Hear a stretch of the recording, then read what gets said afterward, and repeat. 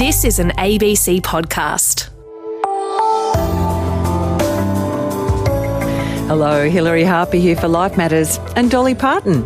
Vaccine, vaccine, vaccine, vaccine. I'm begging of you, please don't hesitate.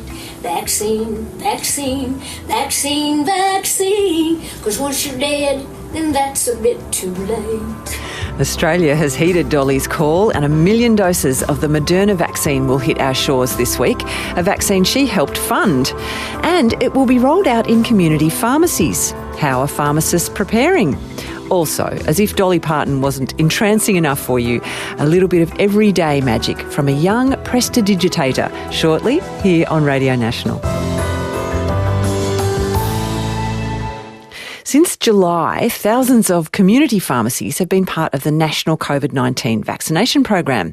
But many people are unaware that they can get AstraZeneca there and soon Moderna too. If you've been vaccinated at your local pharmacy, what was that experience like for you? There are quite a few stories on our Facebook page already from various perspectives. We'd love it if you could add yours. With me is Associate Professor Chris Freeman, National President of the Pharmaceutical Society of Australia, which is the peak professional body representing Australia's pharmacists. Chris, great to have you with us. Thanks, Hilary. Thanks for having me. It's a pleasure. And also Professor Jim Buttery, infectious disease expert, vaccinologist. He's also on the TGA's Advisory Committee on Vaccines, which advises the Minister for Health and the Therapeutic Goods Administration. Jim, thanks so much for joining us. Good morning, Hilary. Thanks. Good morning. Jim, I'll start with you. The Moderna Spikevax vaccine has some similarities to the Pfizer shot. Tell us how it compares in terms of safety. Thanks, Hilary. Look, overall, it's a very similar profile to the Pfizer vaccine. As most people know, it's another mRNA vaccine, so a very similar design to the Pfizer vaccine. And it's the way it works and the way people experience side effects, so the common side effects of local pain or tenderness in the arm that resolves after a few days, and headache, fatigue, and sore muscles, appear to be pretty similar for this vaccine. The big difference is how it's stored and how you can transport it. And we'll talk about storage in a minute, but I did want to touch on efficacy. How does Moderna go against the Delta strain? Oh, very well from what it would appear. So keeping in mind that the Delta strain is a relatively recent phenomenon, so the information is evolving. The most recent information we have, which only came out from the US a few days ago, shows that the Moderna vaccine effectiveness, in other words, how it works in the real world, is extremely good, and with a 90% protection against hospitalisation for the Delta strain. 90% protection against hospitalisation. That's pretty good. As you said, Jim, Moderna has different storage needs to Pfizer. Is that part of the reason that it's being rolled out to pharmacies instead of Pfizer? Look, I assume that's part of the reason, and it makes sense. It's unlike Pfizer, which requires -80 freezer conditions for transport, which most organisations just don't have access to. The Moderna vaccine, it requires normal freezing, if you like, that's similar to what a domestic freezer temperature can do, and then remain stable for up to 30 days in refrigerated conditions. Very, very handy if you're trying to transport it and be a normal pharmacy with normal fridges. We're speaking with Professor Jim Buttery, infectious disease expert and vaccinologist, and Associate Professor Chris Freeman, National President of the Pharmaceutical Society of Australia.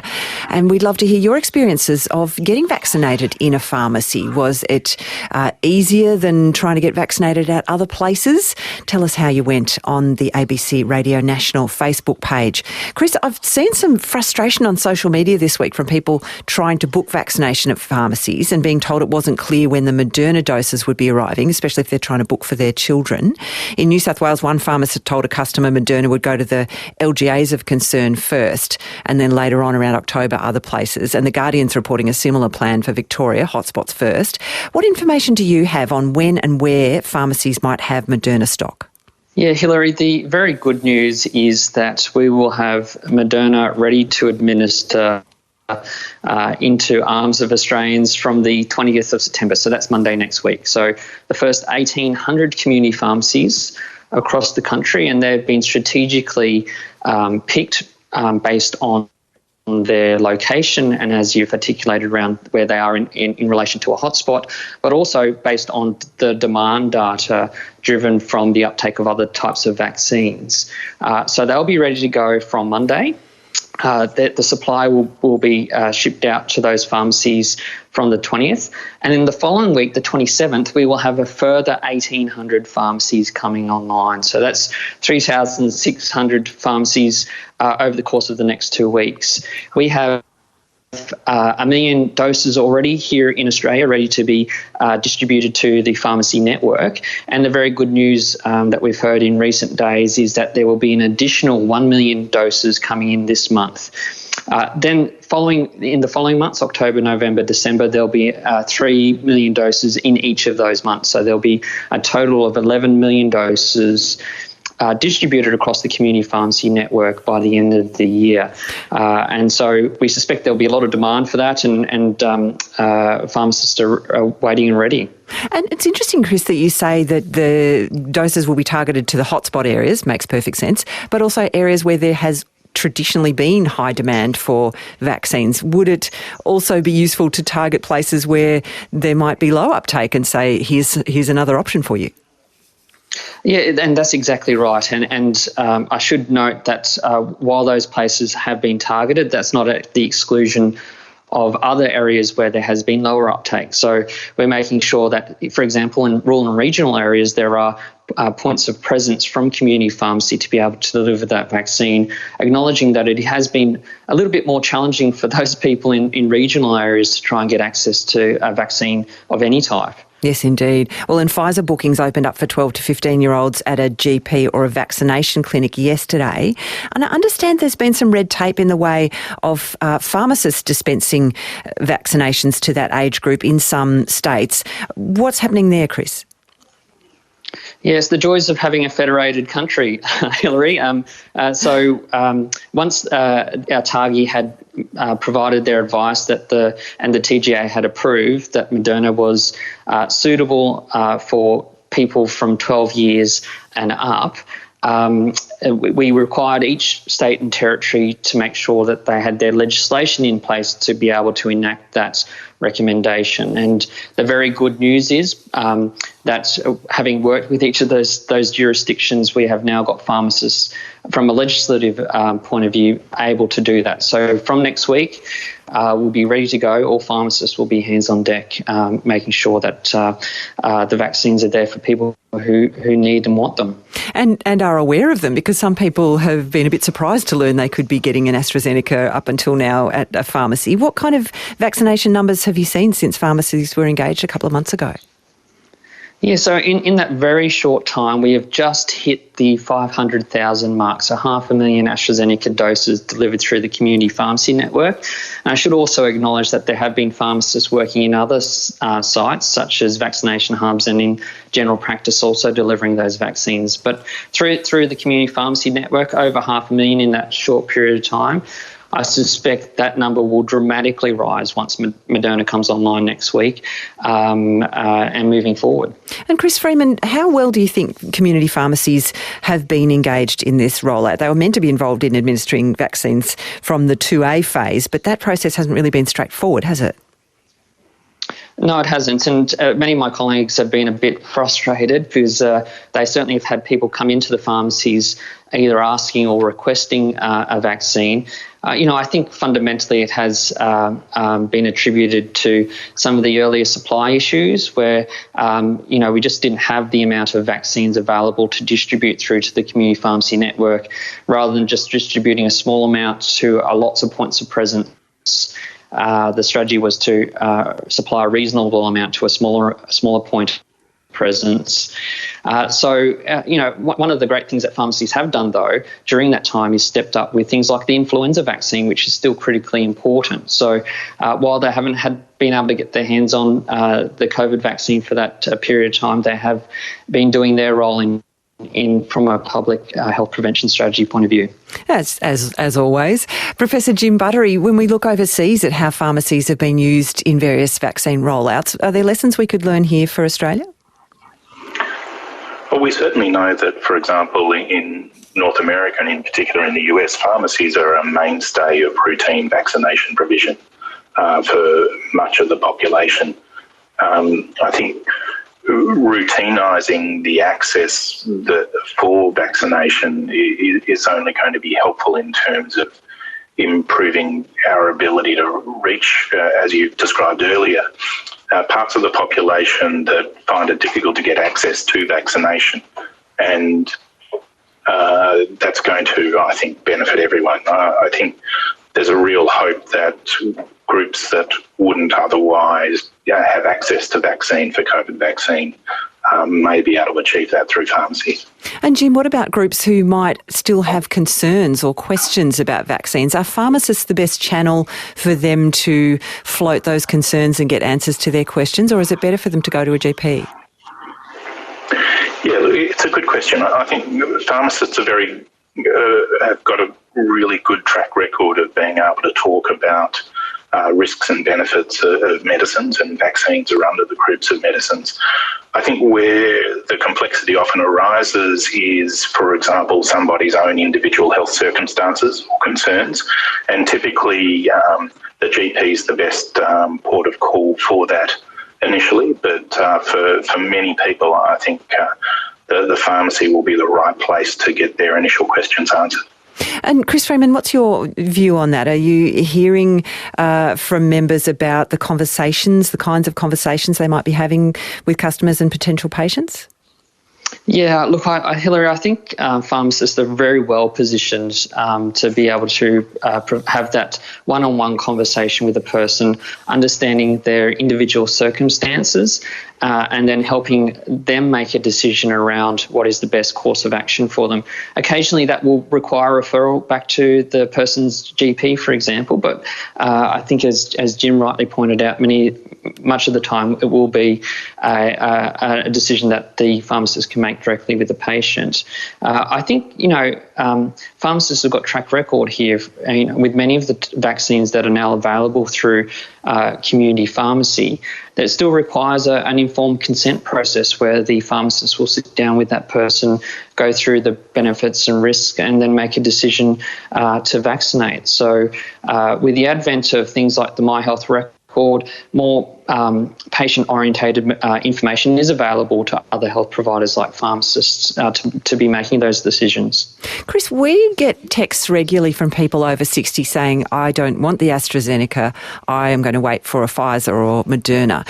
Are you having those conversations? Are staff having those conversations with older people coming in too, and how are they dealing with them if they are?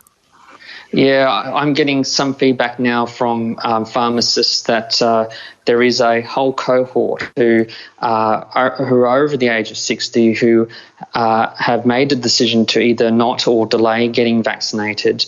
And with the advent of the Moderna vaccine through community pharmacy, have started to make approach to pharmacists about getting that vaccine in preference to the AstraZeneca. I think what many pharmacists have been able to do is sit down and have a conversation with that person, understanding why their preference for Moderna over AstraZeneca might be, and then providing some of the clear and concise and correct information for those people, because I think some of that is being driven by some of the misinformation that's circulating around in the media and social media landscapes. And once informed of why and why the intent of the rollout is what it is, I think many people then becoming more comfortable with the vaccine that is suggested for them. Yes, and as you say, people want a clear idea of the risk-benefit analysis for their own situation. Jim Buttery, how do you think we should approach trying to stop that element of vaccine shopping, people wanting a particular vaccine even if they're not eligible and there are no plans to make them eligible anytime soon? Yeah, I think Chris has rightly pointed out that a discussion, an accurate discussion around the risks and benefits for them is often worthwhile. Some people you're never going to change because they've made up their mind beforehand, but the AstraZeneca, one, is a life-saving vaccine. Two, the primary concern and the reason that under 60 the AstraZeneca, the mRNA vaccines, so Pfizer and Moderna, are preferred over AstraZeneca is because of a rare but serious side effect that is primarily more common and more severe in the under 60s. And what we know from the UK and many other countries, the AstraZeneca vaccine is a very effective, life-saving vaccine with a very good safety profile over the age of 60. Yep, I'm 50 and I've had my 2 shots. I'm very, very pleased about that opportunity. Chris Freeman, Associate Professor Chris Freeman, a question via text from Linda in Brisbane. What facilities might be available at pharmacies for people who have serious adverse reactions, which we've heard are extremely rare? She says, will there be a doctor in attendance? A very important point, and part of the process for the pharmacies who have applied to be eligible for delivering any of these types of vaccines is to have the appropriate facilities on hand should someone, in the very rare instance, have, say, an allergic reaction or a reaction to one of the vaccines. And so each of the pharmacies have a private consultation space in which the vaccine can be administered. They have obviously the waiting space for the required waiting time, but they've also been specifically trained to manage adverse reactions to these types of vaccines. So they've been trained to, for example, administer adrenaline should that be required in an anaphylactic episode. They've also got devices like the AEDs for resuscitation should they be needed. So as part of the training package for pharmacists, they have been trained in that as well, so that the vaccines can be delivered as safely as possible. You mentioned the AED. That's a defibrillator, isn't it? Yes, correct. Yeah, good to know. Thanks for interpreting. That's okay. Chris, was also a quick question from a listener on text. Where can we find a list of these pharmacies, the 1,800 pharmacies that will have Moderna from the 20th of September and then the extra 1,800 that will have it from the 27th? Do you have a list online? Yeah, so there are a number of ways in which you can access that. So you can go through the federal government's vaccine finder pathway. So each of the pharmacies who have been signed up will be available on there. So you'll be able to search by your local area and find which pharmacies have that.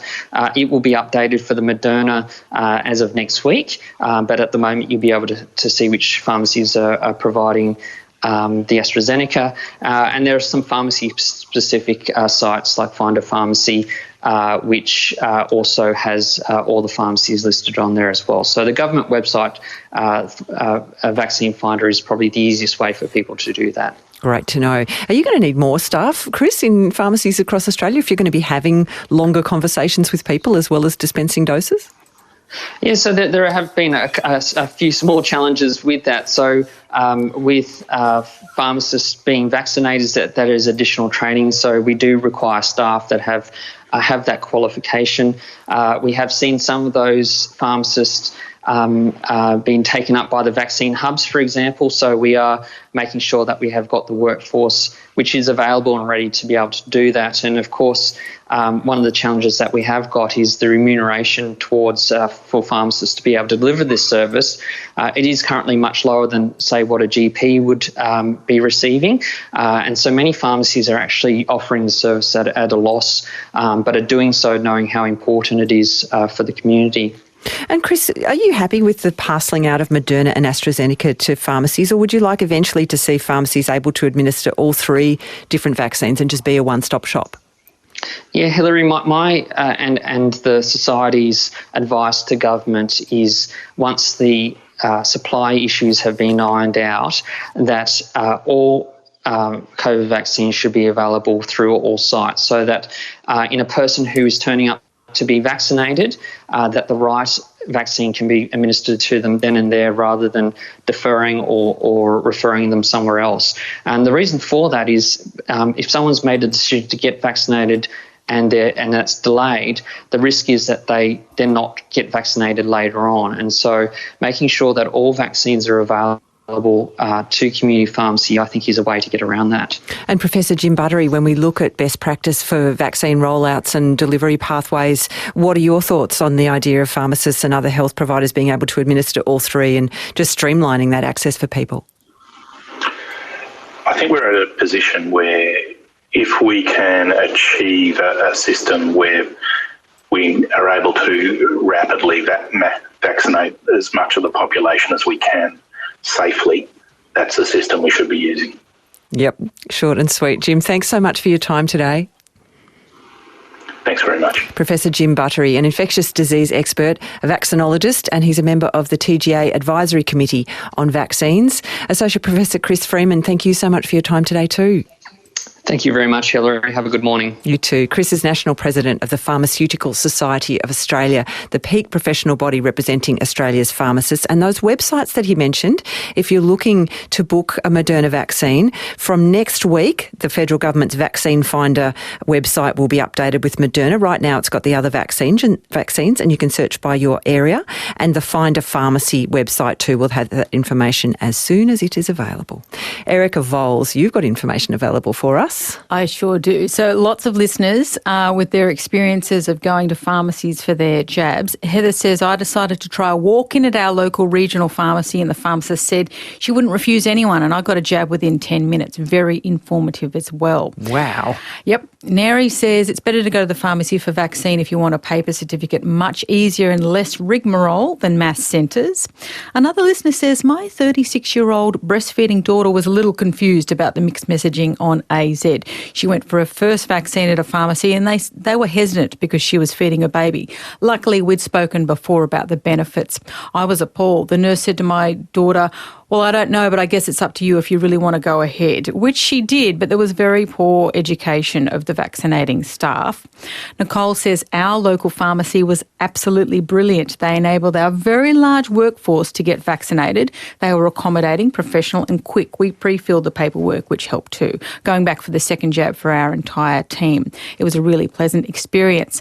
And this texter said, I had the AZ booster at the pharmacy in Beechworth, saved me an hour return trip and leaving the 5 kilometre zone. It was very low key and easy. I recommend it. And Hilary, I'll have more comments for you later. Interesting. Thank you, Erica Voles. No worries. Now, what happens when land that's been taken away comes back to its original custodians? It's happening in southwest WA. More on that in a moment on Life Matters.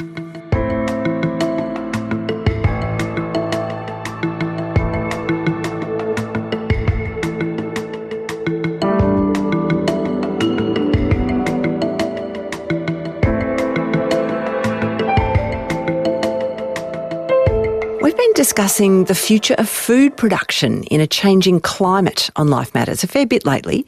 And in southwest Western Australia, there's a land management system using old ways that's back into practice. It stands in stark contrast to the surrounding wheat belt. For the last 13 years, the Noongar Land Enterprise Group have been reacquiring the land that was taken from them, land that they've cared for tens of thousands of years. Noongar Boodja country now takes in 200,000 square kilometres of southwest WA, incorporating 15 different languages and dialects within that nation. And Noongar community leader Oral Maguire is going to tell us what's happening on that land. As his name suggests, Oral is a storyteller, but he's also a firefighter, corporate consultant, cultural burner, business advocate, environmentalist, and the current chair of the Noongar Land Enterprise. He told Michael McKenzie about when he started buying back country and what he told real estate agents to look out for.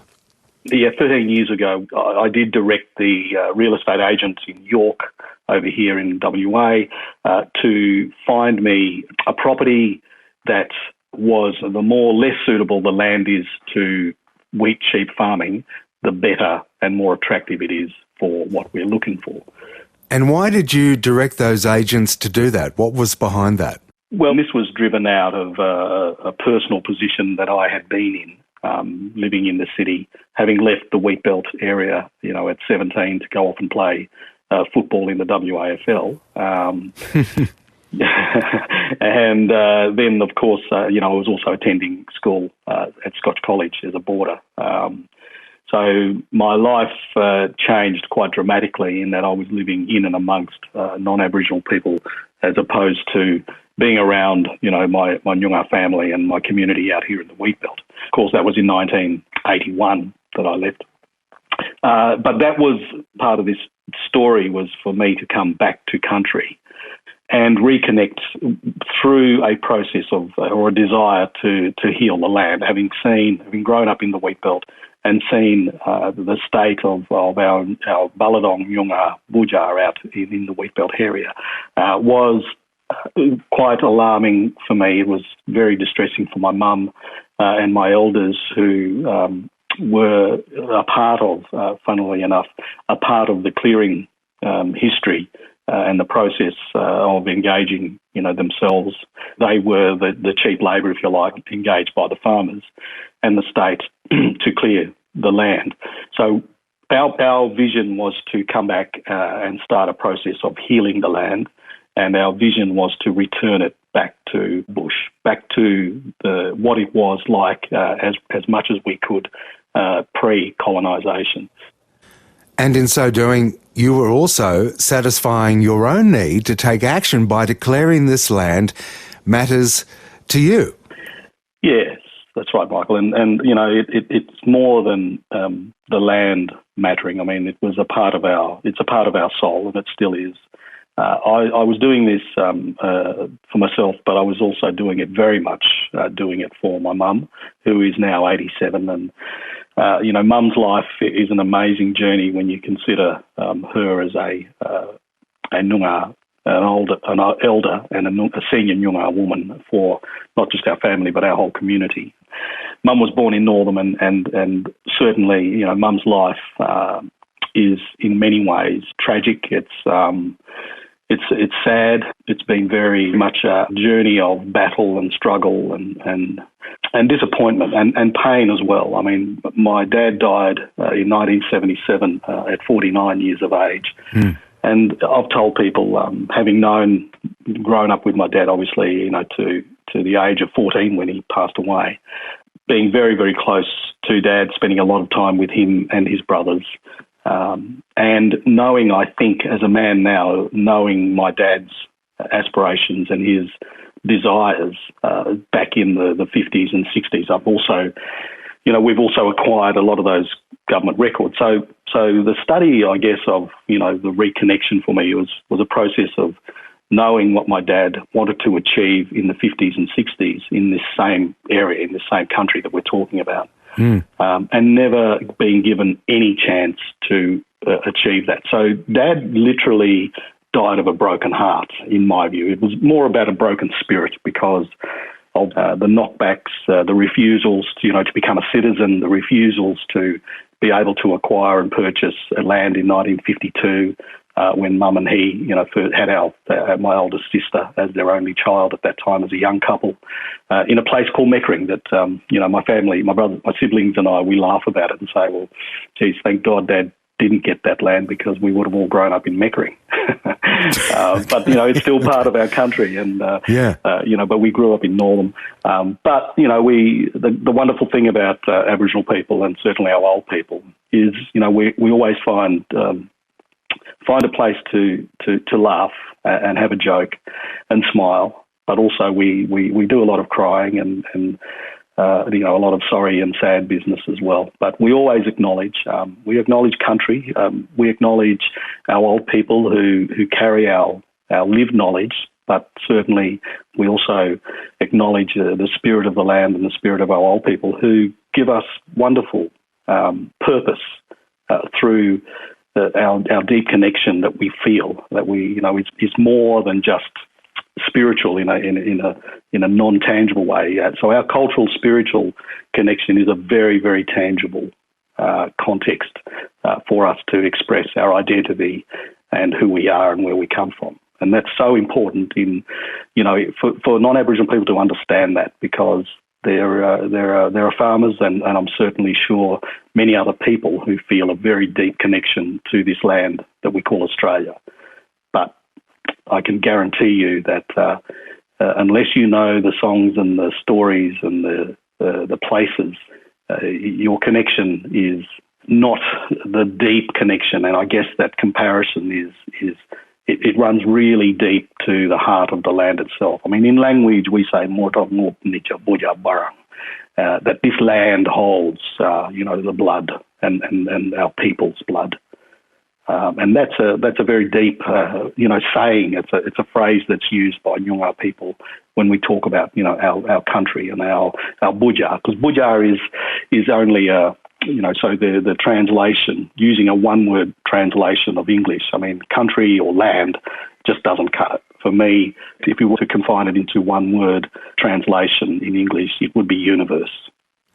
My guest is Oral Maguire from the Noongar Buja Nation in southwest WA.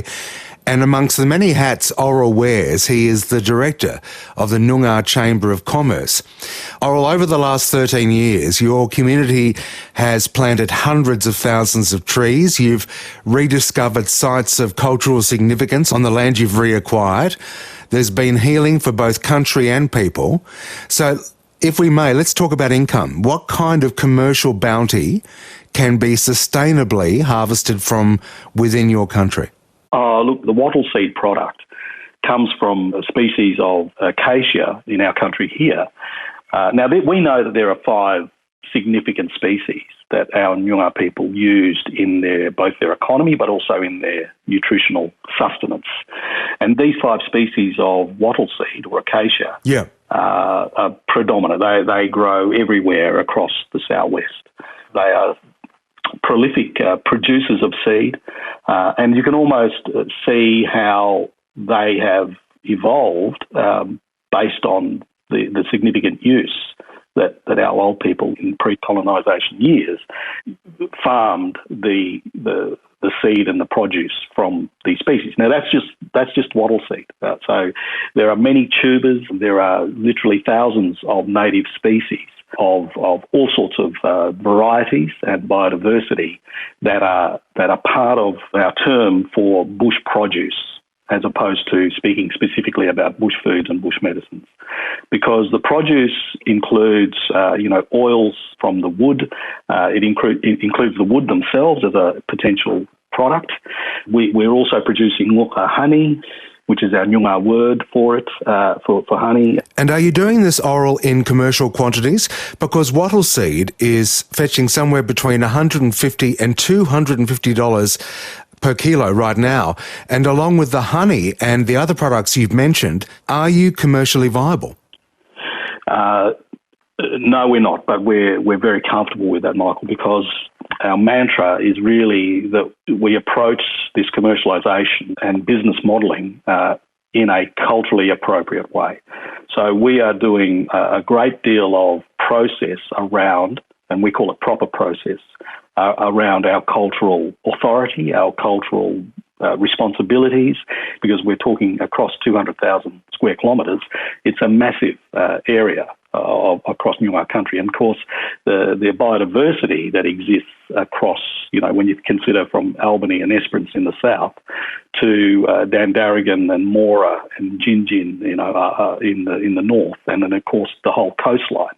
All the way around. So we know that this is a biodiversity hotspot that is one of a kind in the world, right here on Noongar Buja. So our process of consultations with our elders, with our clan groups and family leaders, all of our groups, in fact, are family-oriented organisations. So there's a cultural structure inside each of our member groups.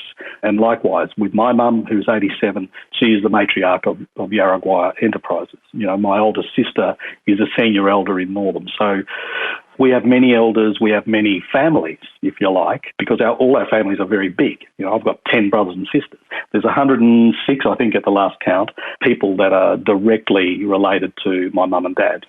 So we've got literally the potential to have thousands of people who participate in the decision-making, who participate in the consultation and the advice around cultural appropriation. But we're also developing those models with a commercial driver. So we know that they are highly attractive in high-end markets, in the restaurant business particularly. Wattle seed is such a versatile product that, businesses are using it in alcoholic beverages, dairy products, condiments and sauces and chutneys and all sorts of stuff. It's being used in cakes and flour mixes and even infused coffee flavouring. So it's a wonderful product. So the commercial potential is extraordinary, subject to cultural consensus. But do you see a self-determined food supply chain future coming out of Noongar Boodja country in the next 10 years?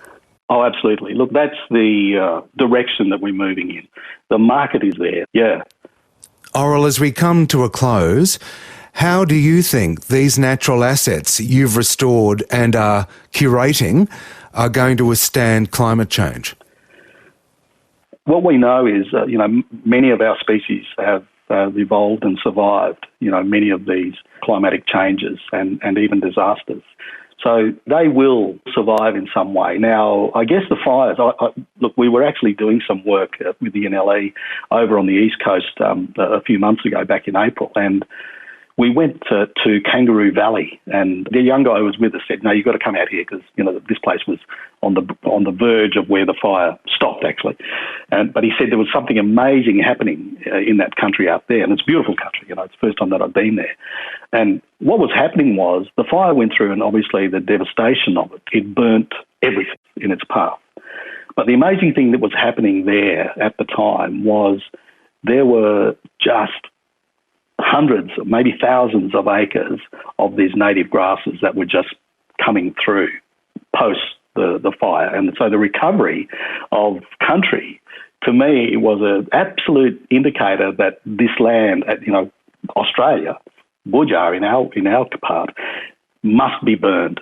Native grass was not a dominant species across that area. Not to the extent that it was. So what I saw was that all of those introduced species or evolved systems, ecosystems, including the forests, had been burnt completely out. But what was in the deep layers, thousands of years of evolution, was this strong presence of these native grasses in this case, and the native species. So I think to me, and science may prove this wrong, I'm not a scientist and I don't intend to be, but this land is very, very resilient. This is old country. These lands are very, very old, and it will recover itself either with our help or after we're gone. But I think, the days of wheat and introduced species are limited. The native species that have been here for millennia will survive and will out-survive anything else. Oral, it's been great to hear from you. Thanks for coming on, and all the best with your vision for your country. Thank you, Michael. Thanks for your time. Michael McKenzie spoke with Oral Maguire, the chair of the Noongar Land Enterprise, recently for Life Matters, and you can find more information about that project on our website. Up next, a little bit of magic for you, big performance-style magic and some everyday magic too. That's Radio National for you. We all need a bit of magic in our lives from time to time, and my next guest can deliver that. Ash Hodgkinson is a 19-year-old magician and TikTok star with millions of followers. He goes by the name of Ash Magic online. Ash, hi.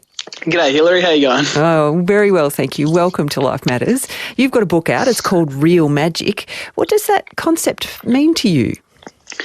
Well, so yeah, like you said, I am a magician and magic is everywhere in my life. But over the past few years, I've sort of discovered this other kind of magic, which is like good vibes and positivity. And in the book, I talk about how focusing on good vibes changed my life. Yeah, it's a really interesting read because there's lots about magic in there. I was startled to see that you give away some tricks, but also, the journey from you as this really quite troubled little kid to this amazingly successful magician now. Tell us a bit more about what life was like for you as a younger person and how you felt a bit different.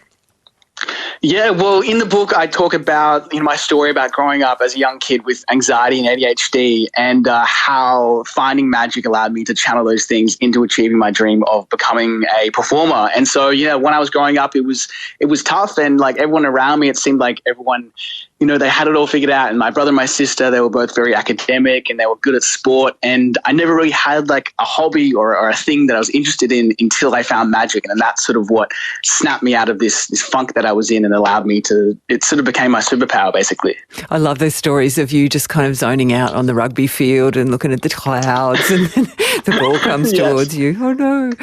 But then you mentioned this funk, Ash. It sounds like you went to a really sad place for a little while.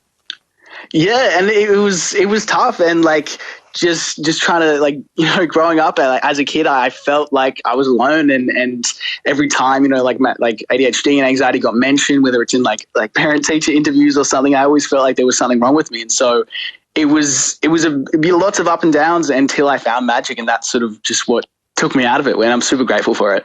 And you talk about how the ADHD and anxiety actually play into how well you do the magic. How is that?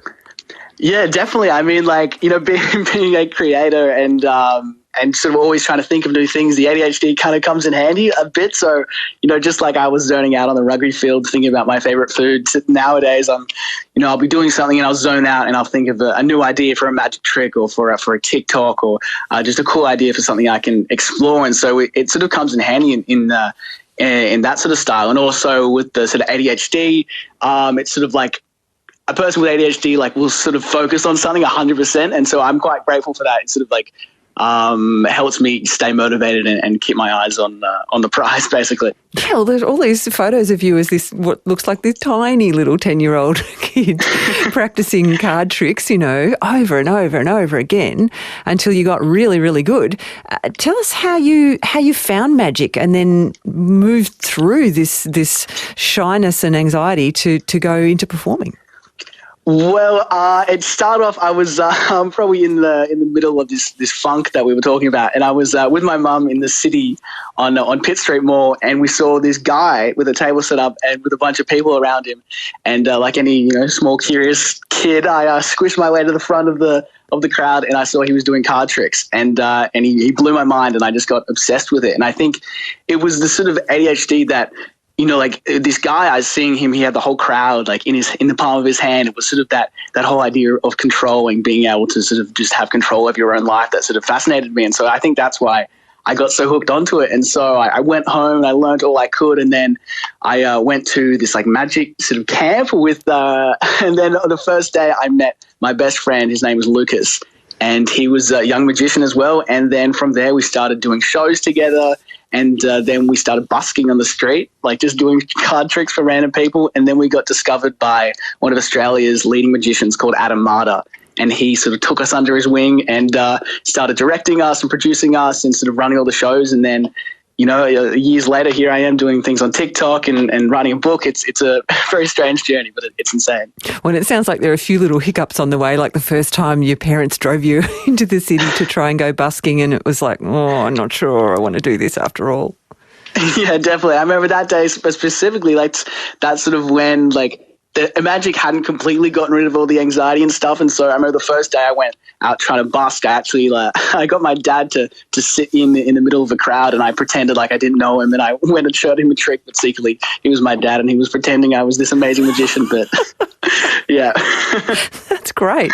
Well, and you said, the anxiety hadn't completely gone at that stage. Are you saying that the magic has helped you deal with the anxiety these days to the extent where it's not a problem anymore? Well, just like anything, it's still a part of my life, and I feel like I talk about it like it's sort of like a muscle, and I feel like busking on the street really quite helped that, because you're talking to people just nonstop, trick after trick after trick, and so being able to use magic as a way to communicate with people sort of gave me that power, and that sort of transferred into other conversations. And so, it's just like a muscle, and still nowadays it's still something that I struggle with, but it's definitely nowhere near how bad it was when I was younger, and I thank the magic for that. Yeah, well, there's a lot of, misdirection and confidence and performance that you talk about in the book, and that anyone who's seen a magic show understands as part of the deal. What makes a good magician in your view, Ash? How do you get there? Well, how do I get there? I mean, it's tough, but I think the secret is just practice, just like anything, you know, pick a trick, whether there's like in the book that I teach lots of tricks, like some that are good for beginners and intermediate, and someone maybe if they already know a few magic tricks. So, you know, pick a trick and just practice the crap out of it, and, you know, set your phone up and film it and do it to your phone and watch your back and see if you can figure out how you did it. And then, you know, show your friends, show your family. And then, you know, take it elsewhere. Maybe post videos online and on TikTok, and you might get a bunch of followers like I did, or go out and set up a table on the street. But I think, you know, just like anything, just be committed to it. And when you say take it elsewhere, in the before times, you flew to India, I understand, where street magic is big. What was that like?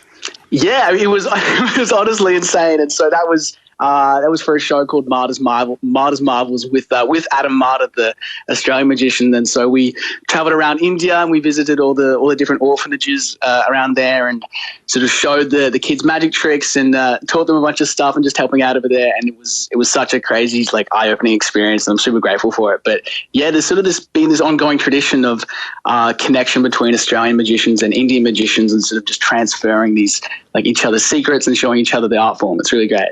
And you were 14 when that happened. I understand you brought back a really special little picture of a duck. What's that about?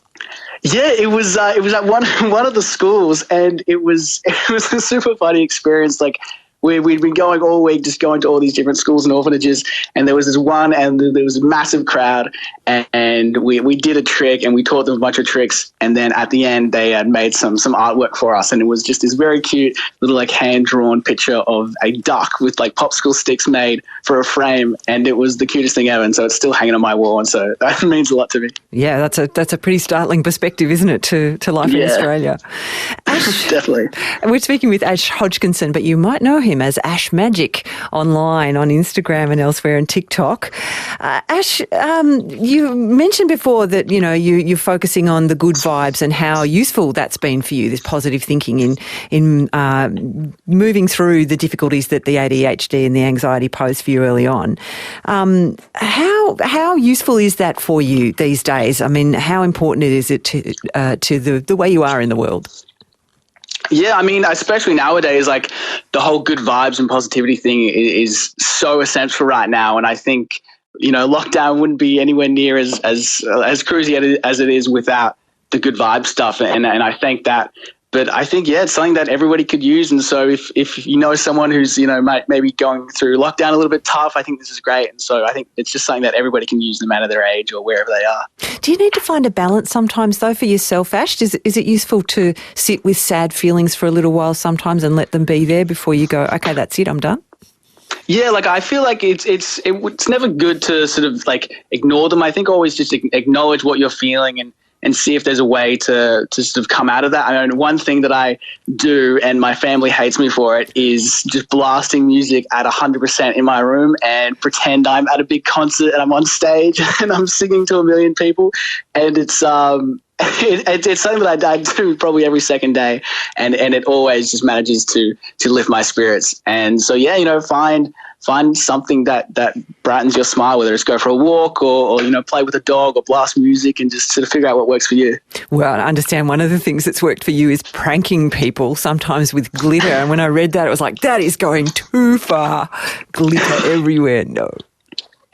Yes, I do like pranking people and you know, keeping morale high at the house, and, you know, always keeping people on their toes. Your parents must be very, very supportive people. Yeah, they're insanely supportive. They are my biggest supporters ever, and they're still helping me to this day, always behind the scenes. My mum is the props lady, so whenever I need a specific prop, if I need like a 10-foot pole for some reason, she'll come back with 3 different colours. And my dad is the sort of businessman, and it sort of helps me out with, like, contracts and other sort of businessy side things. So it's a great team. Well, it's really interesting reading your book, Ash Magic, too, because you have some help and advice for people who might be going through some difficult times with what's happening online to them, because this has happened to you too. You had some hard times when you were finding your feet in magic with people who were haters online. How did you deal with that? Yeah, I mean, no matter what you do, there's always going to be haters. And so I think, like, nowadays what I do, I just don't look at them. You know, I think the only thing that can fix it is to just ignore it, you know, whether it's like blocking them or deleting the comments or something, but just don't feed into it, and just know that and I feel like just try and use empathy, like if someone's taking time out of their day to push bad energy on you, then it's, there's obviously something else going on in their life that they're not dealing with. So I think, just try and realize that everyone has their own things going on and nobody's perfect. Indeed. Well, and speaking of online platforms, you seem to have adapted some of the really traditional tricks to, updated technology. Tell us a bit about how you transfer tricks to TikTok. Yeah, well, it's a super cool platform, and I was super grateful when I found it because it was just so perfect for everything that I was doing. And it's, it's different from doing magic, on stage or for people, because it's so quick and so snappy, and you really need to just catch people's eye. Otherwise, they're going to keep scrolling. So I think it's just all about shortening the tricks and just making them super visual. And there's some really cool tricks which I love, and I love doing on stage, but they might not be the best for TikTok videos because they're a little bit too long and there's a little bit too much talking. So I think it's just all about nice quick visuals, like a card suddenly changing or something appearing out of a fireball. So it's a lot of fun sort of exploring that. Yeah, though I did note that you got your eyebrows burnt off once. Not your fault. I'm sure it was Lucas's fault at the time, but just a caveat, kids, maybe don't try it at home without some expert advice. I love the one, Ash, where you make a $5 note appear out of your phone. That was pretty cute. Yeah, thank you. Yeah, and I think a lot of stuff with everyday objects is what I do a lot of the time. So in the book, I do lots of tricks with just objects that people have around the house. So if they can be out at lunch or something and then pull their chapstick out of their pocket and do a trick like that. And so it's not just big boxes and cutting people in half. It's sort of really sort of down to earth, kind of just magic with everyday objects. I think is so awesome. Well, magic with everyday objects. You've got 6 million followers on TikTok. You once performed with Batman. What could possibly be next for you? What could possibly be next? I think just keep going, keep performing, keep acting, and just going at it with all my heart. And whatever it is, I just hope that I'm happy and I'm helping people, spreading positivity. And one day get back to busking and performing in front of actual live people. Definitely, 100%. Yeah. Ash, thanks so much for chatting with us today on Life Matters. All the best for that future. I think it's going to be huge. Thank you so much. That means a lot. Cheers. Ash Hodgkinson, magician, author of a book called Real Magic, very, very accessible for the young people in your life. He goes by Ash Magic online. And it's got actual magic tricks in it. Is that even legal? I don't know. Erica Voles, welcome to you. Hi, Hilary. And look, there's been a bit of love for Michael Mackenzie's interview with Noongar community elder Oral Maguire. Jerry says, great interview. Oral Maguire was so interesting, and in this time of COVID doom and gloom, it was so uplifting to hear what he had to say. One listener says the Indigenous community is learning how a tail can wag a dog. And Trish has texted, wonderful interview. It would be great if a TV doco could be made of this man, his family and all his community. And still lots of comments about going to the pharmacy to get your vaccination. Peter says, I was considering getting my second AstraZeneca shot through a pharmacy but found the online booking system too tedious. So I just went to a vaccinations clinic instead. Pharmacies have an opportunity to provide the most readily available vaccines and should do everything they can to offer that walk-in minimum no-fuss service. And Peter's saying overseas experience also shows that walk-in services can provide the community with the best access to vaccines. Well, it's interesting, isn't it? I guess, more different options of access are better because they're going to suit different people. That's right. Some people need to book, some people have free time for waiting. As many different options as possible. Jackie lives in a bubble region near the Queensland border. She writes, my second AZ, it happened at my local pharmacy. Fabulous. I couldn't get to my GP as he was suddenly located in another country in the People's Republic of Anastasia. My passport expired last year. I didn't think I'd need it for a while. And I should say, look, there's been a bit of to and fro on Facebook around this comment, including support for the Queensland Premier's approach to border control. Liniana says of her vaccine in a pharmacy, this was the best experience. No wait times, easy to book, quick personalised service and care afterwards. And they still have heaps of vaccines. Disappointing to see that they were not booked out when people are complaining that they can't get vaccinated. And one of your guests, Hilary, mentioned the Vaccine Finder website. One listener texted in response, has this guy actually used the Vaccine Finder website? Apparently he's been having problems. Anyway, Some of these comments will head to the Monday mailbox. Thanks, Hilary. Thank you, Erica Voles. And Erica is researching something very interesting for our next program, the circular economy.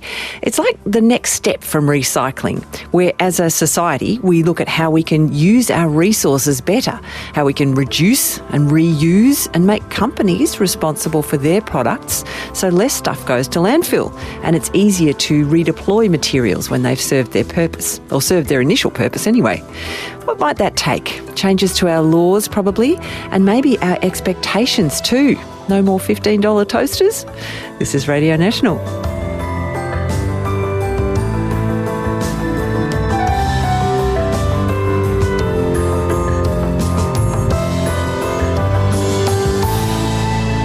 You've been listening to an ABC podcast. Discover more great ABC podcasts, live radio and exclusives on the ABC Listen app.